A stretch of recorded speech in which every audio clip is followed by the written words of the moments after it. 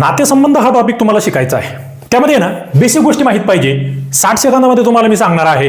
त्या माहित असेल तर नातेसंबंधावरचं काहीही रिलेशनशिपवरचा कोणताही प्रश्न तुम्ही झटक्यात सोडवणार आहात. काय बघा, पहिली गोष्ट तुम्हाला वडिलांकडचे नाते माहित असले पाहिजे. तुम्हाला आईकडचे नाते माहित असले पाहिजेत. तुमच्या वडिलांचे वडील तुमचे कोण माहित असावे. तुमच्या वडिलांचे वडील तुमचे आजोबा. बघा, नातेसंबंधामध्ये ना असा प्रश्न निश्चित येतो.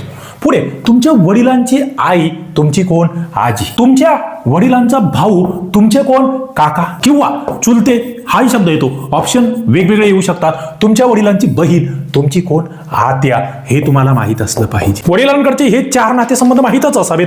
पुढे दुसरा मुद्दा जो आहे तो म्हणजे बायकोकडचे नातेसंबंध तुम्हाला माहित असावे. हे तर लय महत्वाचं आहे. तुमच्या बायकोचे वडील तुमचे कोण सासरे. ओके, आता बायकोची आई तुमची कोण सासूबाई.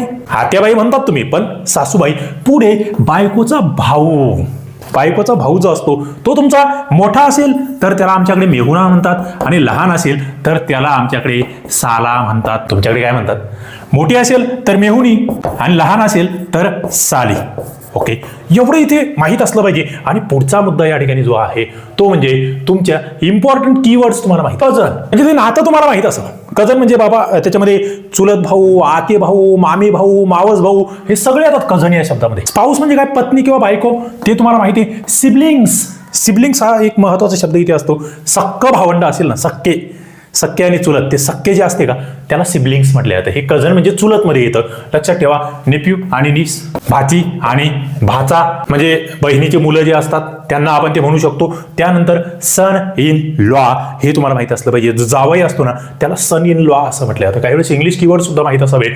Daughter in law, ग्रँडसन.